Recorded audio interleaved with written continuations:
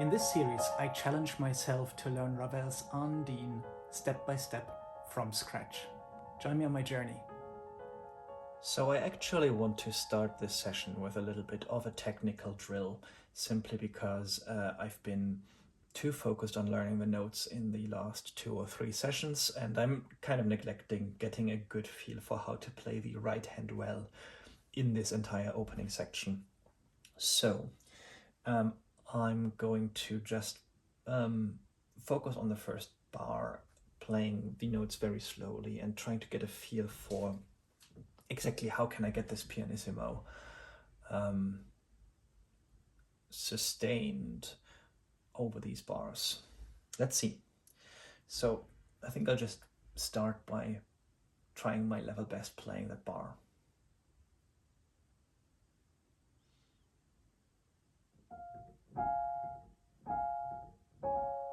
Actually, I will start by trying to play this chord consistently in pianissimo.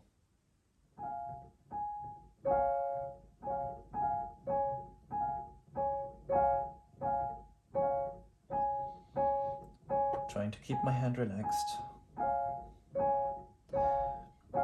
Fine-tuning the pressure or the perceived sense of pressure in each finger.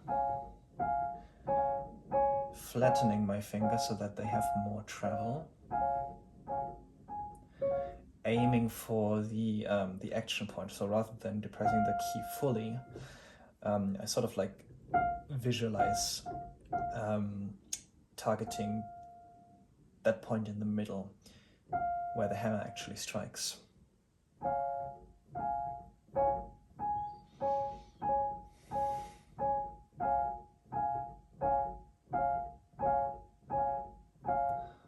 Which makes primarily a psychological difference, but it helps you not to put too much juice into something, but also enough juice to actually make the hammer move.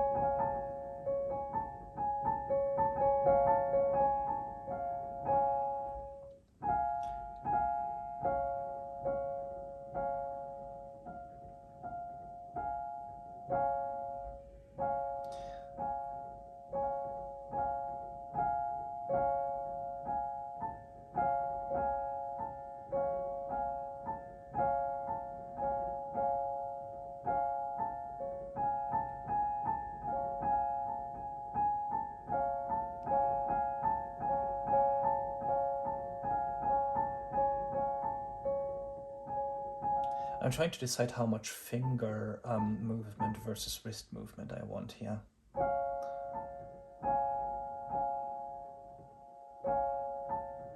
I probably want to do the 5th finger mostly from the wrist.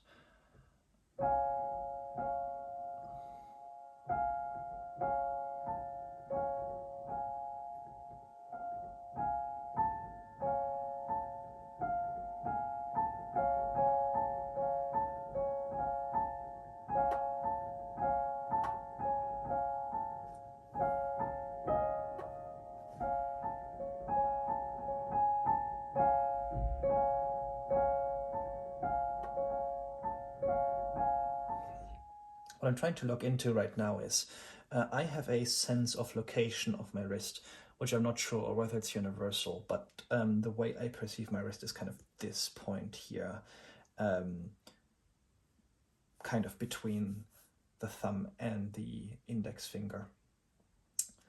And I'm trying to balance exactly where I want to perceive this point to be.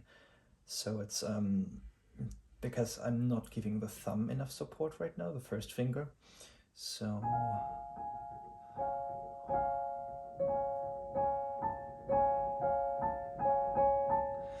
yeah, I was thinking I wanted it over the E, but I actually wanted it over the D.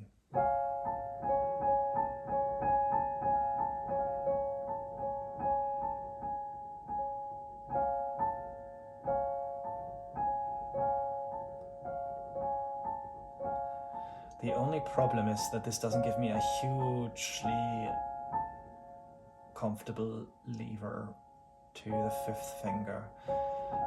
But I think with a little bit of rotation, I can make the journey.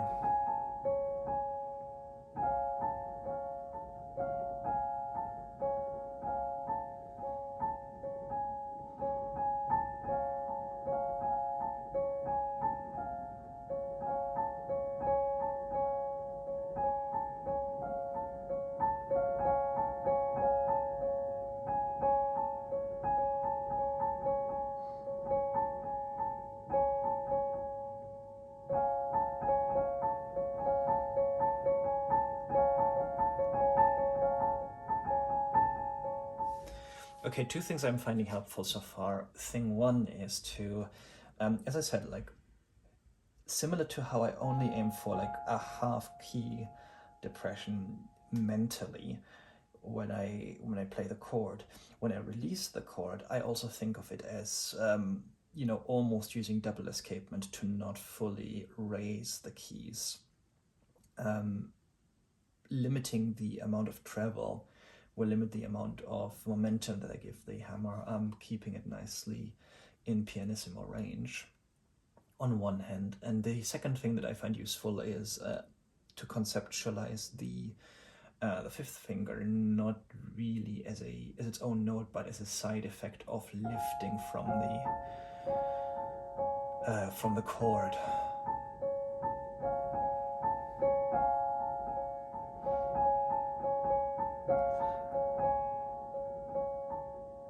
I find it easier to not have an accent if I sort of like think of these as combinations rather than separate initiatives, separate impulses.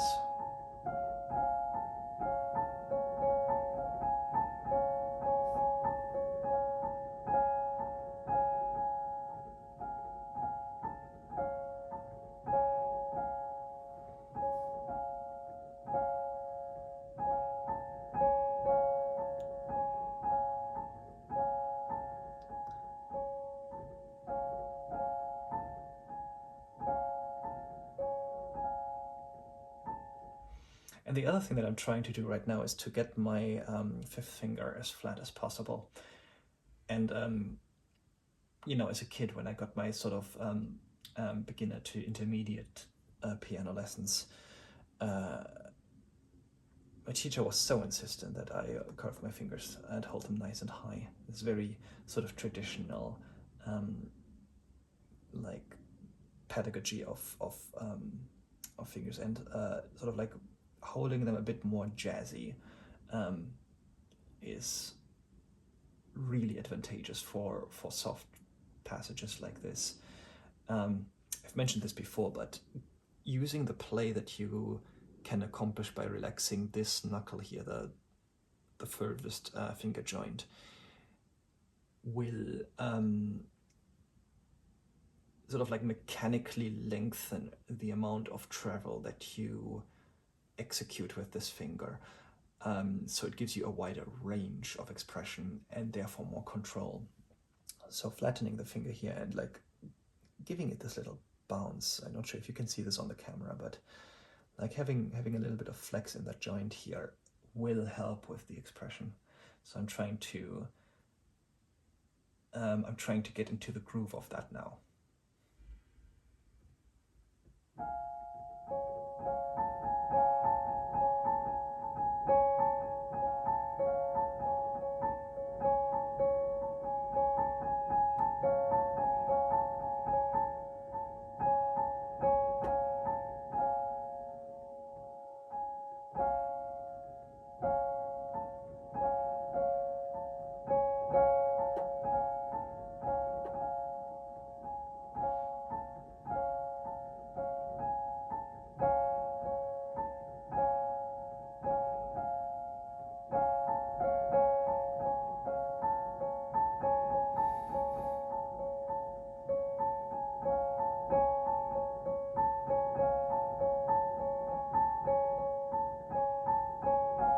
I'm getting there. I still feel that the upper note is too accented, so let's see if I can very slowly kind of turn it into an afterthought.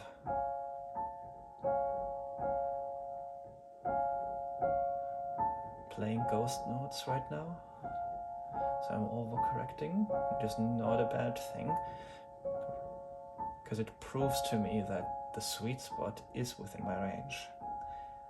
I can play it completely silently, I can play it too loudly. Logic dictates.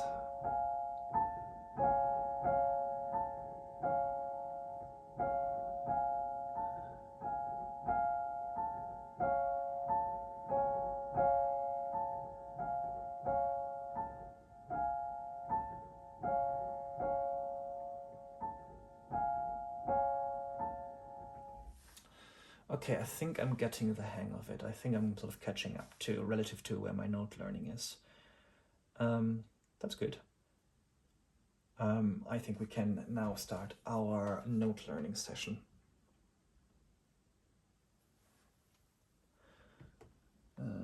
Yeah. So, where did we get up to yesterday? Bar 13. Oh yeah. On reflection yesterday, that is not the right fingering, the fourth finger.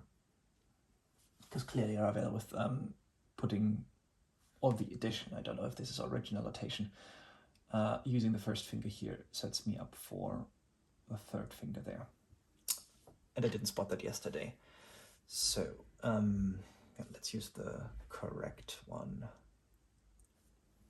Oh, the other thing that I didn't spot yesterday is that there's actually parallel motion between the thumb or the lower voice of the right hand and the melody of the left hand. So that makes memorizing this much easier.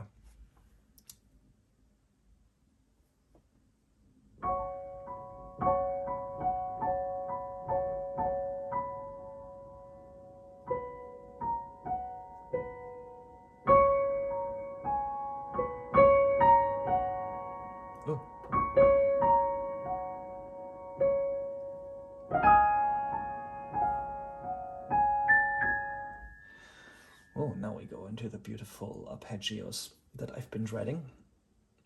Okay, let's stay one more minute in the relative safety of that ostinato. I feel like we've revised this just at the right moment.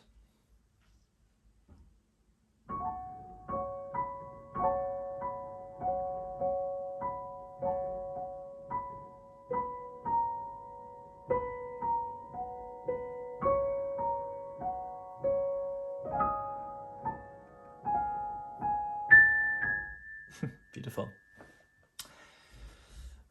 Okay, let's see if we can make this a little bit more muscle memory-esque.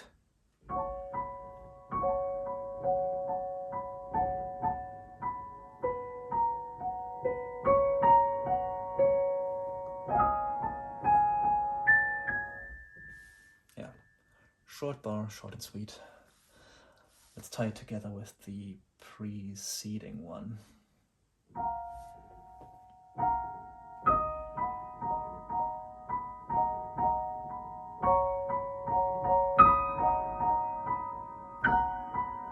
Wait, no. What am I doing? Playing the wrong notes?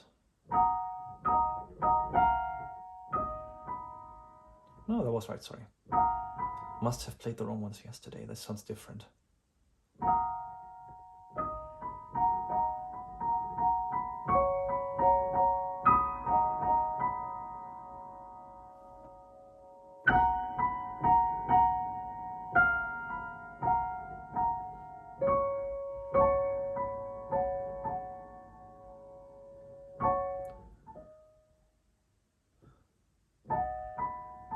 Oh, it's an A flat. Okay. Let's get this right.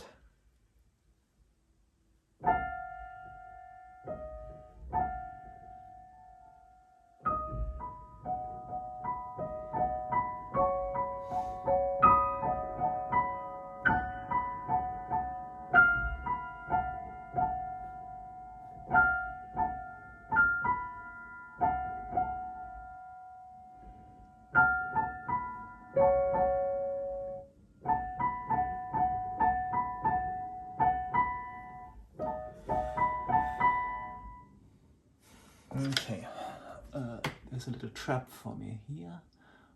I want to play this with 4 and 3,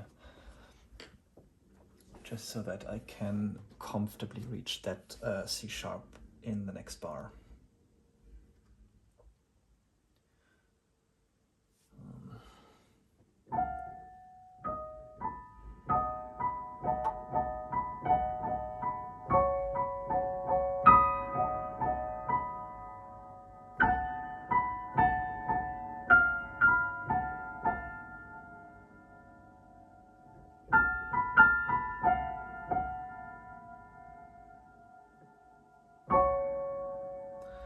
Yeah, that feels really awkward, but I can't see an alternative because I need the second one for this note. So I can't do what would come naturally to me here, which is 4-2.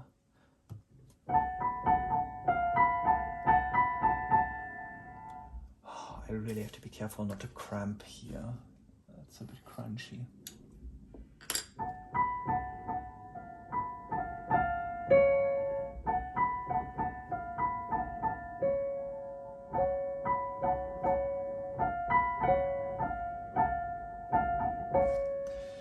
But I'm gonna switch back to second here. That will help me not get stuck. 1, 2, 4. Okay, let's try and put this together.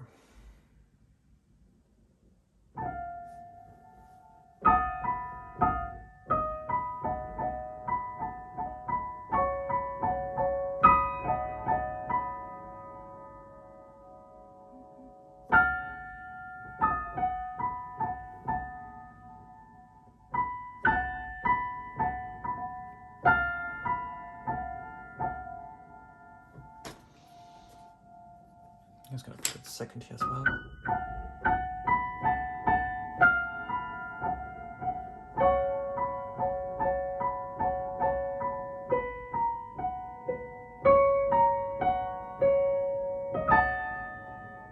Oops.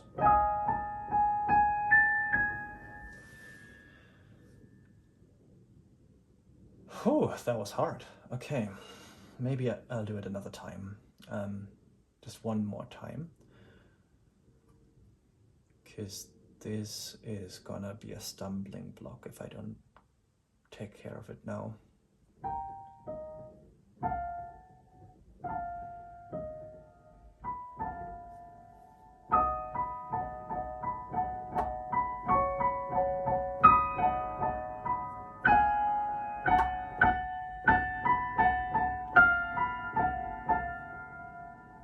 Nah.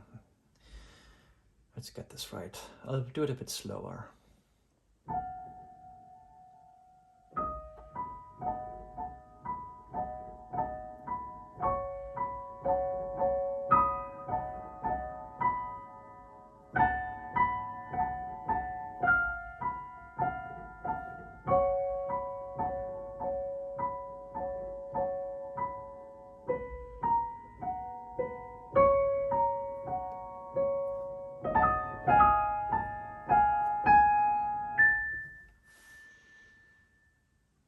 Okay.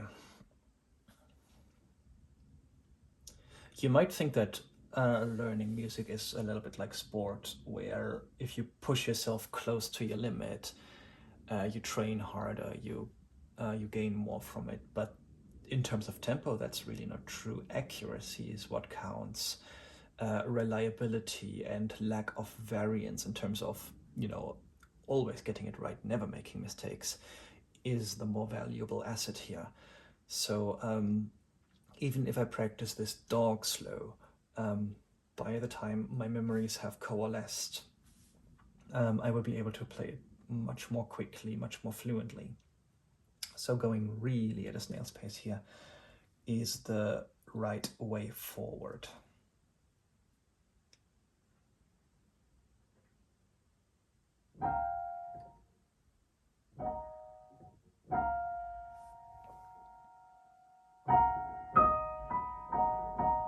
Oops.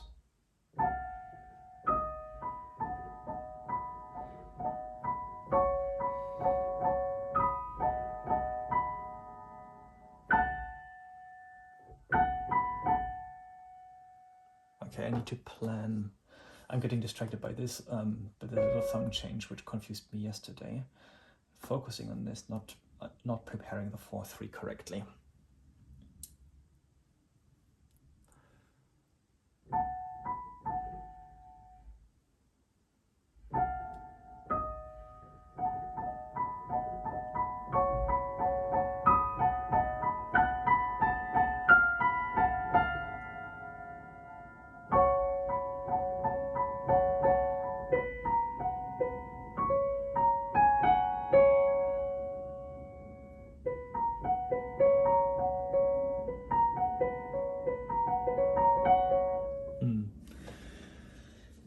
Okay, I think we're cracking this slowly.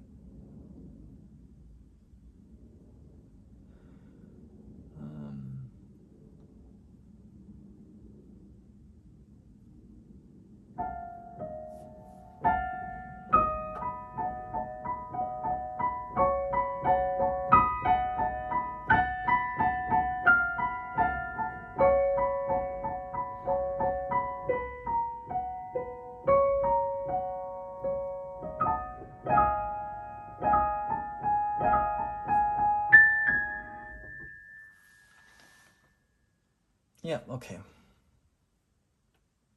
Yeah, note-wise, which is the goal right now, I feel comfortable with this. Oh, we're going straight into 14. I was hoping for a bit more revision, to be honest, because this arpeggio looks a little bit scary. But if we go slowly, I'm sure it will be fine.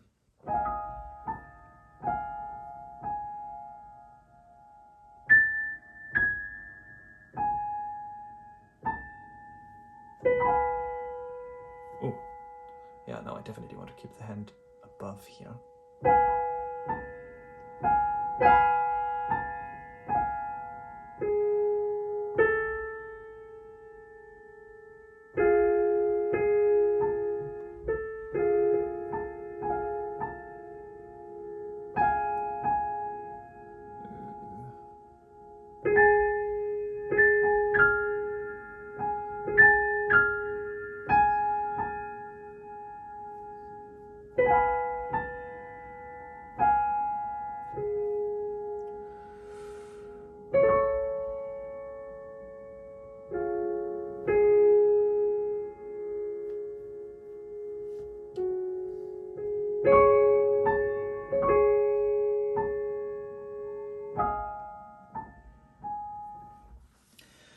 Apart from forgetting which hand is left and right for a second,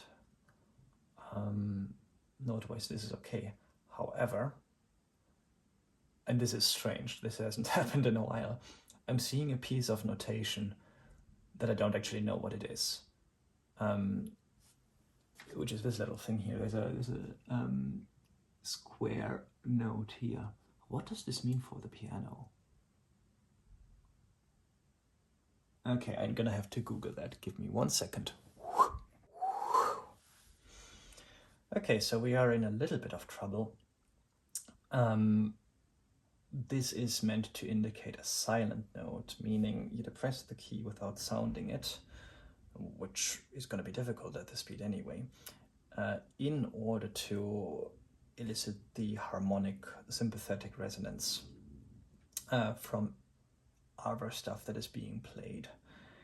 The problem is that Kawai recently patched this out on this piano to fix another bug. Silent depressing isn't actually sending a signal anymore, so sympathetic resonance will not happen if I do this. So I'm just gonna have to ignore this. Hopefully this will not disrupt the texture too much. All right.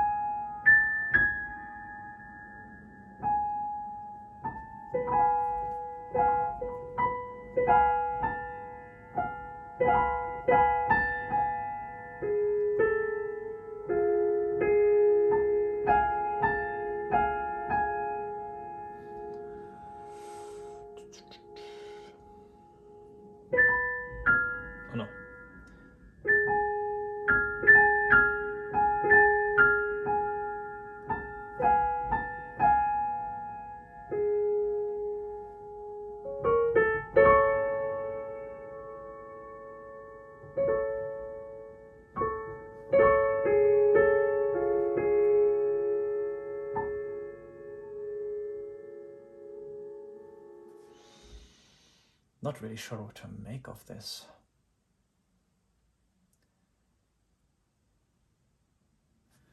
Almost wonder if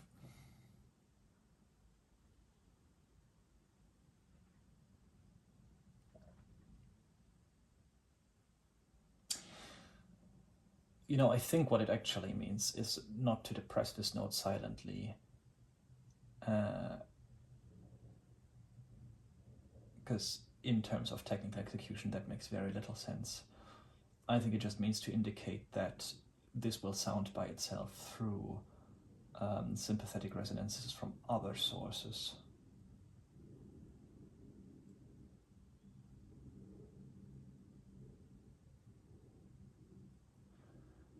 Because if you wanted to have this sound, you would already get this by from this E sharp here. This is turning into a science. Okay, so I think I've talked myself into ignoring this note. Meaning we can proceed as normal, as if nothing had happened. Don't tell anyone, okay?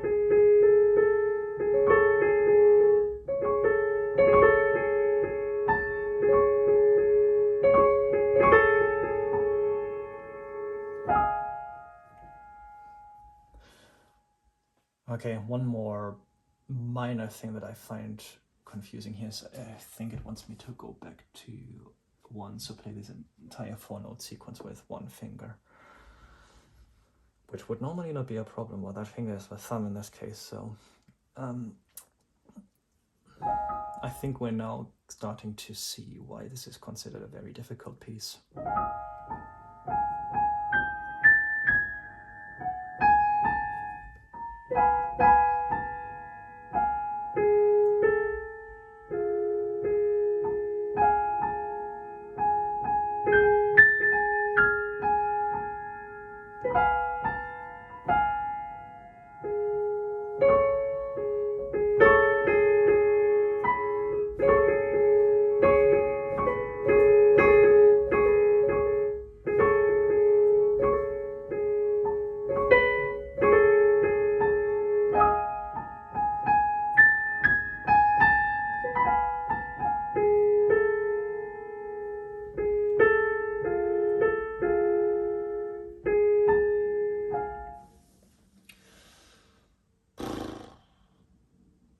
There's just a lot going on in this bar. I'm not sure I've incorporated everything into memory yet, so I'm gonna do it one more time.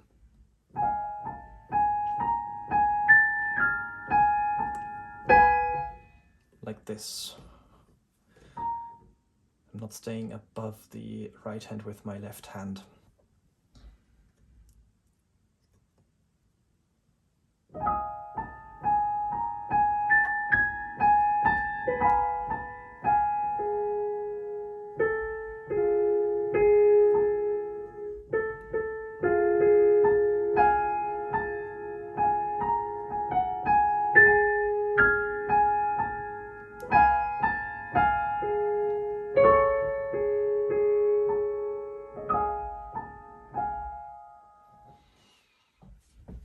Okay, this is better. It's falling into place. We're overrunning slightly, but let's finish on a high point by getting this right once.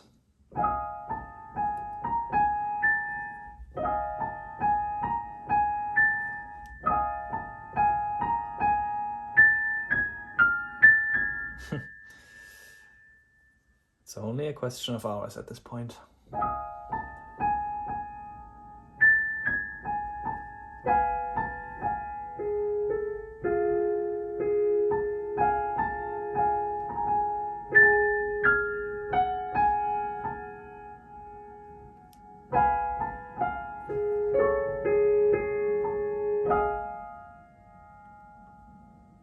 Okay, yeah.